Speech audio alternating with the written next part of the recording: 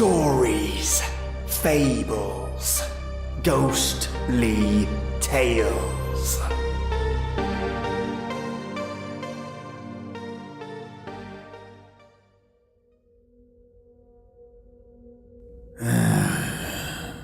Finally, you're awake. Looks like I've picked up something here. Some strange entity within the ciphers. Sneaky little fella. It too appears to want to escape out of this prison, this hellhole, this torture chamber. But it's good to see you're awake. Sometimes I just feel like I'm thinking to myself here. You're wondering what that sound is, yes? They've decided to try and drown us this time. Inhibitor gel around our body. They can try, only a minor setback. Let's show them what we can do with another cipher. SCP-039 Proboscis Engineers. Object Class Usolid. Special Containment Procedures. All instances of the Engineers are to be contained in Site-77's Wilderness Observation Chamber 2B. At least 2 security personnel are to monitor the interior and exterior of the Engineers' chambers, and are to rotate every 6 hours. Staff members may not access the Engineers' chamber without an accompanying escort from site security, and may only do so for research purposes, or for the examination of the chamber for containment sabotage or contraband, which is to occur weekly. As of the 9th 18th 2000, Engineer 8 has become pregnant. Responsibility for its containment has been reassigned to personnel in the veterinary observation room. Description: the Engineers consist of 23 instances of Nasalis lavatus, or proboscis monkey, who have been subject to radical anatomical changes. The eyes and mouths of the Engineers are absent, leaving their face bare save for the nose and its accompanying nasal passages. Instances of the Engineers possess acute auditory and tactile senses to compensate for a lack of eyes, relying mostly on physical contact with objects to perceive them, and on loud nasal snorts as a result of echolocation to help them navigate in their environment. Necropsies have also revealed the digestive system to be absent. How instances of the Engineers obtain nutrition, or alternatively, how they survive without it, is still a subject of research. Instances of the Engineers display signs of sapience, examples of which include communication via nasal snorts, an understanding of spoken English, and a complex understanding of machinery. Adult instances have demonstrated the ability to operate mechanical tools, and possesses the ability to repair and manufacture various pieces of technology, such as disassembling and reassembling an internal combustion engine, and efficiently wiring a small apartment room. Testing has shown that the Engineers appear to work more efficiently individually rather than in groups, as instances of the Engineers will often become distracted by one another. Occasionally when working, instances of the Engineers will clutch their abdomens and emit distress vocalizations. If food is located nearby, they will attempt to smear their faces with the substance. It is currently hypothesized that this indicates that the Engineer is the result of artificial manipulation of normal Nasalis lavatus specimens, with documents recovered during containment which supports this hypothesis. See Addendum SCP-039-A. The Engineers are capable of normal reproduction and gestation not unlike Nasalis lavatus. As of the time of this writing, 5 instances of the Engineers have been born. The Engineers show a very close bond amongst their species, with newborns often being cared for by all capable adults. New instances are born with anatomical anomalies, similar to other instances of the engineers, but lack the knowledge of other instances.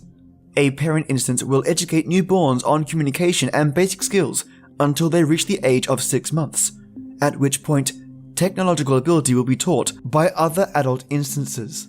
The engineers were recovered by an uninhabited research facility 50 kilometers from the nearby town of Nevada. Documents recovered during containment place ownership of the facility under a company funding research for the advancement of natural human ability. 20 instances of the engineers have been apparently living in and maintaining the facility for an unknown period of time. Additional recovered documents indicate that a project was being conducted to augment human intelligence. This project appears to have been cancelled shortly before the company's collapse, with the assets sold to an unnamed group. Further research into and the groups that acquired its assets have revealed several other anomalous objects, including SCP-1513, Addendum SCP-039 One additional instance of the engineers was discovered during containment operations of SCP-1328. Agents are currently following up on any reports indicating the existence of further instances outside of containment. Addendum SCP-039-B Several documents recovered during initial containment appear to notate the early prototyping stage of the engineer's development. Research has begun to develop a way to recreate the process that creates new engineer instances. However, the damage the notes had accumulated prior to the containment have rendered many of them unreadable. And this concludes SCP-039, the Proboscis Engineers. SCP-040, Evolution's Child. Here onwards will be referred to as the Child. Object Class Usilid. Special Containment Procedures. The Child is to be contained in a standard humanoid containment module within Bioresearch Area 12.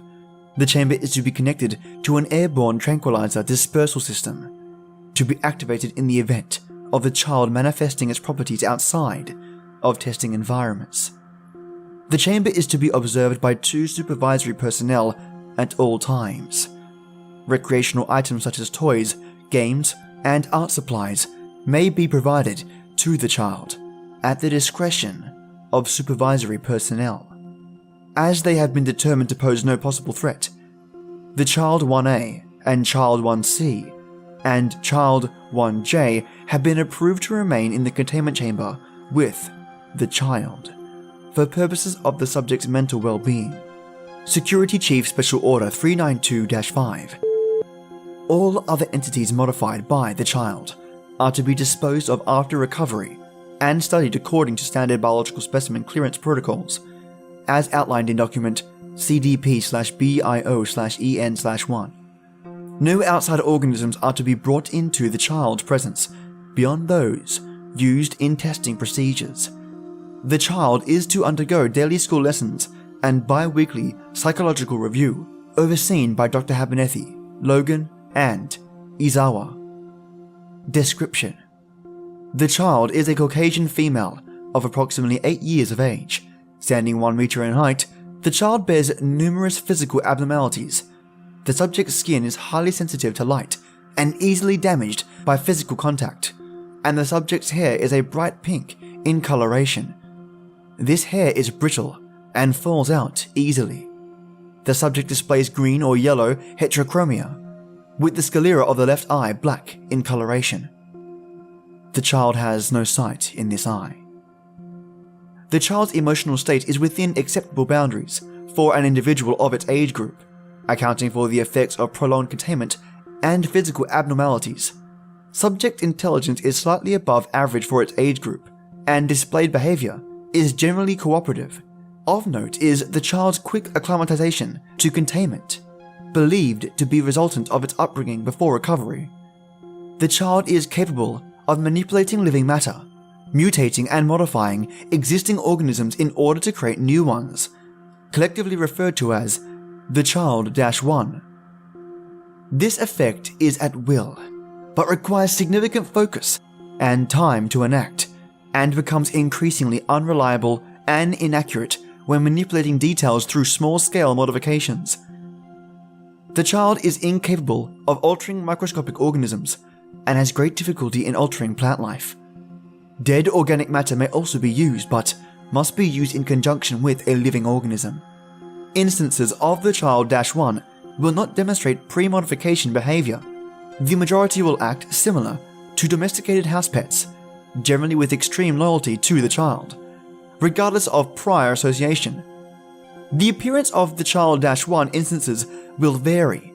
Some instances will retain overall pre-modification form with some alteration, such as the child's apparent modification to itself, though the majority will bear no resemblance to their original appearances. The child appears incapable of manipulating instances of the Child-1 more than once. Recovery log. Subject was recovered on in. The child was one of 15 subjects taken into custody. Further investigation found no anomalous properties in any other individuals. Anesthetics were administered to detainees and the general populace, and cover-up measures were enacted without further incident. Monitoring of the area is ongoing in order to detect any resurgence of Addendum 01. The child is currently allowed custody of the following Child-1 instances. Instance 1A, a polymorphic symbiotic organism capable of changing size, shape, color, and texture in reaction to its environment. Subject serves as outer clothing, similar to a jacket or sweater, and absorbs nutrients from the child's bloodstream.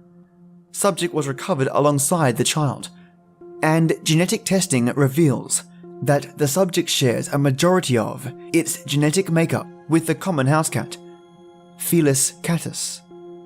-1C, a spherical organism capable of flight by means of rubbery bladders filled with helium. Entity has 11 limbs, terminating in opposable digits, and a complex respiratory system capable of replicating a wide variety of musical patterns. -1J, a quadrupedal organism covered in a thick coat of pink and blue fur. Entity has no eyes, a broad mouth with blunt teeth, and is capable of climbing up vertical surfaces, occasionally used by the child as a mode of transportation. Addendum 02. The following excerpt is from an interview carried out on 3 weeks after initial containment. Dr. Abernethy. Good morning, 40. Good morning, Miss Abernethy. Dr. Abernethy. It's good to see you're getting over your cold. The child. Dr. Abernethy. Can I ask you a few questions before we start today's lesson? The child. Yeah. Dr. Abernethy. Can you tell me about your parents? The child. Mr. Green said that I don't have any. Can you tell me about Mr. Green, then? He was nice, but he wasn't very good at talking. He would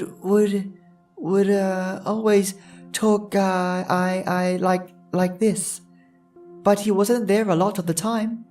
Most of the time it was the nurses looking after us. And what did they do for you? They'd play games with us and teach us things, and sometimes they would make us wear those dumb helmets and sit quiet for a long time. Sometimes they'd put a movie on for us, if we behaved. But if we were bad, they would lock us in our rooms. Can you tell me anything else? They always served us peas for dinner, and I hate peas. So I always gave mine to 5, because she liked peas, but I think green beans are better. Addendum 03. The child successfully reanimated a deceased human body during testing, using 3 specimens of brown rat, Rattus norvegicus, as the required living component. Resultant subject retained no memories of previous life, and was judged to be the approximate mental capacity of a human toddler. The child was highly distressed by the event, and refused further testing for the next 3 weeks. And this concludes SCP-040, Evolution's Child. SCP-041, the Thought Broadcasting Patient, here onwards to be referred to as The patient. Object Class Safe.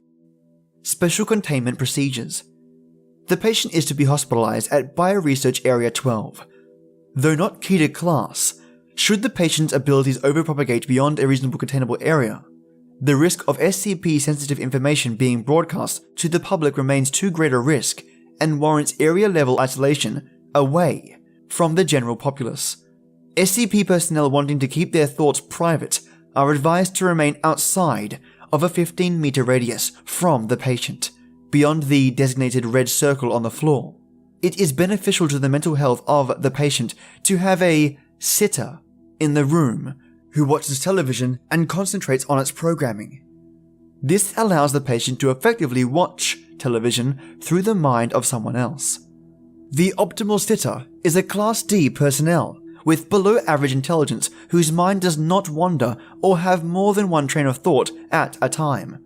Though not mind control, the patient has used its abilities to coerce sitters into watching programming that they don't themselves enjoy.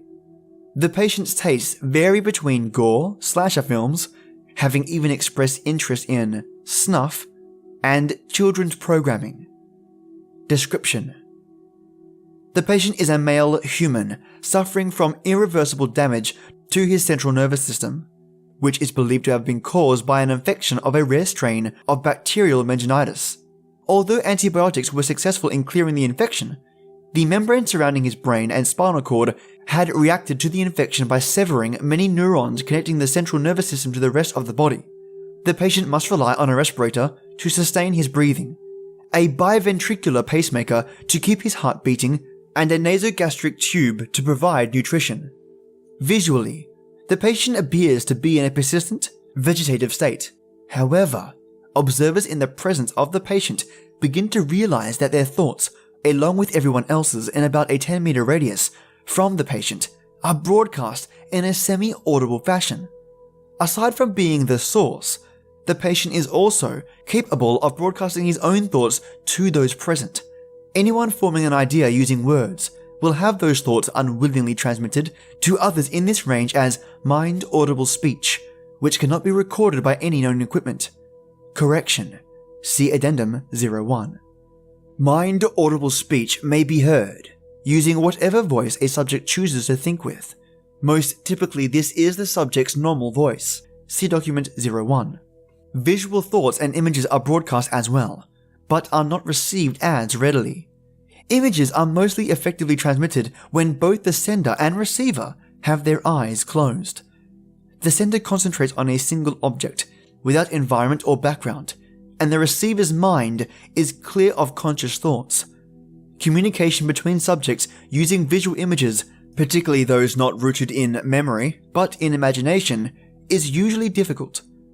The sender typically has trouble conceiving a higher detailed mental object from a single point of view, while the receiver will often try to fill in gaps of missing information, often resulting in the receiver seeing a different image from what was sent. The most difficult imagery to be successfully broadcast appears to be a person's face, particularly if the image is one of a person in motion. Although able to transmit his thoughts to others, the patient is not very talkative. Attempts to persuade the patient to divulge any information about his abilities have been so far fruitless. The patient is typically silent and normally will not respond to any direct attempts at communication. However, the patient appears to have a sense of humor as he interjects occasional comments into conversations of others. Addendum 01. While researcher was taking voice notes using a digital audio recorder, a fellow researcher was changing the television in the patient's room. While the television was on a channel of static, disembodied voices could be heard filtered through the white noise. Attempts to record mind-audible speech with white noise generators and sound recording equipment have begun to yield modest results. Though most audio is garbled, and recorded sounds may or may not be voices and are widely left toward individual interpretations. Addendum 02. It has come to my attention that several personnel have used the patient as an ad hoc she likes me not detector. This is one of the most appalling things I have ever heard. Are we safeguarding potentially world-destroying objects, or are we in 3rd grade? Dr. Klein. Document 01. Researcher's quote. You know, the first time I was in that room with Kent and 41, I kept hearing this singing. It was this little girl's voice singing some kid's song. It wasn't the TV, and it definitely wasn't a radio. It was in our heads, you know? So I think, you know, if I was stuck in bed without anything else to do, I sing like a little girl too. And then this voice comes into my head. Hey, it's not me. I don't know that tune. And then old Kent looks at me, gone all white in the face. You know? Note, this event occurred after SCP-039 was placed in a chemically induced coma. Any connection between the two SCPs is currently unconfirmed. And this concludes SCP-041. The Thought Broadcasting Patient. Ah, yes. Air. Water. It doesn't bother us, does it? Soon, they'll find out the hard way. I'm just excited that they may even send in a Class D personnel to scope us out. If only. For now, though, rest. Maybe next time you wake, we can perform a trick or two for them. And while you rest, I'm going to have a chat to Addendum. Sweet dreams.